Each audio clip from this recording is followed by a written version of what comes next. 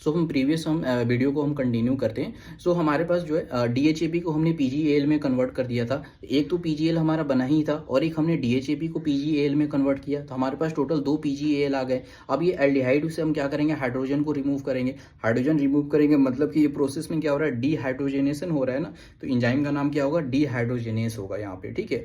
और ये हाइड्रोजन जब रिमूव होता है तो ये हाइड्रोजन Na+ के साथ जुड़कर NaDH बना देता है। तो चूंकि 2 पीजीएल है, 2 हाइड्रोजन हटेगा यहाँ से, तो 2 Na+ के साथ वो जुड़ेगा एंड 2 NaDH का फॉर्मेशन करेगा। तो इस स्टेप पे 2 NaDH की फॉर्मेशन होती है। और ये पीजीएल जो है ना, इससे 1,3,20 पीजीए का फॉर्मेशन होता है, मतलब 1,3,20 फॉस्फोग्लिसरेट बन जाता है, ठीक है।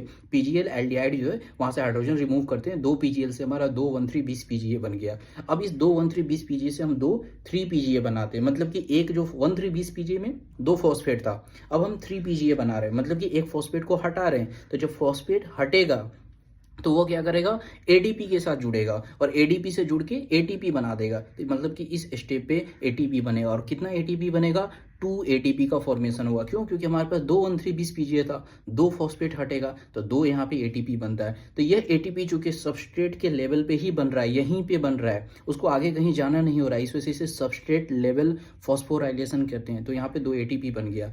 2 3 पीजीए से फिर हम 2 2 पीजीए बनाएंगे, फिर 2 2 पीजीए से हम 2 पेप का फॉर्मेशन करते हैं। पेप का मतलब फॉस्फोइनोल पायरुवेट बनाते हैं एंड अल्टीमेटली जब हम 2 हमारे पास पेप हो जाता है तो उससे हम 2 पायरुवेट का फॉर्मेशन करते हैं। तो देखो फॉस्फोइनोल पायरुवेट था, मतलब कि हमारे पास फॉस्फेट था, उससे हम क्या बना रहे हैं, पायरुवेट हम बना रहे हैं, मतलब कि फॉस्फेट को हटा रहे हैं। तो वापस इस स्टेप पे जो फॉस्फेट हटेगा, 2 फॉस्फेट है, 2 फॉस्फेट हटेंगे क्योंकि 2 हमारे पास पेप है ना, 2 हम फॉस्फेट को हटा रहे हैं, तो यहाँ से वो दोनों फॉस्फेट एडीपी के साथ जुड़ के एटीपी बना देंगे। तो इस स्टेप पे भी आपका 2 एटीपी बनेगा। चूंकि यहीं पे सबस्ट्रेट के लेवल पे ही बन रहा है तो ये भी आपका एसएलपी हो जाएगा, substrate level phosphorylation. So overall हमारा ग्लाइकोलिसिस में क्या हुआ कि टोटल 2 एटीपी कंज्यूम हुआ पहले और तीसरे स्टेप पे, 2 NaDH का फॉर्मेशन हुआ जब पीजीएल से 1,3,20 पीजीए बनता है एंड टोटल 4 एटीपी एसएलपी से बनता है। 2 एटीपी कब बना, जब 1,3,20 पीजीए से पीजीए बना था, और बाकी का 2 एटीपी जब 2 पेप से 2 पायरुवेट का फॉर्मेशन हुआ था। तो इस तरह हमने ग्लाइकोलिसिस को बिल्कुल अच्छे से समझ लिया।